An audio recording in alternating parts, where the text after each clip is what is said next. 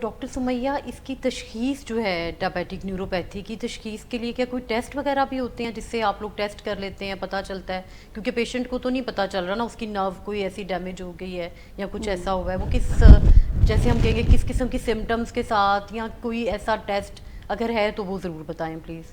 جی، اصل میں ڈائبٹیز کی وجہ سے جو نروز خراب ہوتی ہیں اس میں یوزلی ہم ڈاکٹرز ٹیسٹ نہیں کرواتے۔ اس کی ریزن یہ ہے کہ اس کا ڈائگنوسس عام طور پر پیشنٹ کی بیڈ سائڈ پر ہم مختلف جو کلینکل ٹیسٹ ہوتے ہیں، پیشنٹ کا ایگزامینیشن کرتے ہیں، اسی میں ہمیں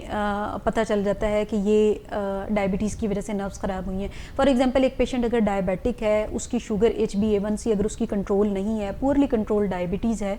تو اور ساتھ میں وہ کہہ رہا ہے کہ میرے پاؤں جلتے ہیں، یا میرے پاؤں سن ہوتے ہیں، یا میرے پاؤں میں چونٹیاں چلتی ہیں، یا مجھے ٹانگ کا شدید درد ہے، یا لکوہ کے ساتھ پیشنٹ پریزنٹ کرتا ہے، تو یہ کلینکلی ہمیں انڈرسٹوڈ ہو جاتا ہے کہ پیشنٹ کی ڈائبٹیز۔ لیکن پھر بھی اگر کوئی ایسی ان یوزول سمٹم ہو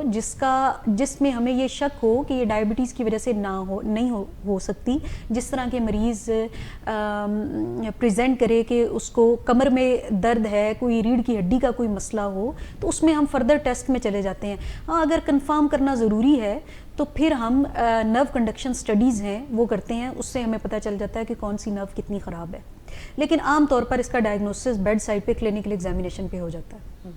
وہ آپ لوگ جو سینسٹیوٹی چیک کرتے ہیں پیروں کی، آپ کے پاس ایسے اکوپمنٹ ہوتے ہیں؟ جی، ہم اس سے پن پرک سے، یہ جو ٹوتھ پک ہوتی ہے اس کی جو شارپ سائڈ ہوتی ہے، اس سے مریض کو ٹچ کر کے ہم دیکھ لیتے ہیں، اس میں مریض کو کم زیادہ محسوس ہونا، مریض کا جو عام طور پر عموماً جو نارمل حصہ ہے وہ ماتھا ہے فار ایگزامپل، تو ہم مریض کے ماتھے پہ ایک دفعہ چیک کر کے اس کو کہتے ہیں کہ اس سے احساس پوچھ لیتے ہیں کہ اب آپ کو یہ جیسا احساس ہو رہا ہے، اگر آپ کی ٹانگ پہ یا پاؤں پر اس سے کم احساس ہوتا ہے یا آپ کو اس سے زیادہ احساس ہوتا ہے، تو یہ ایک انڈیکیشن ہے،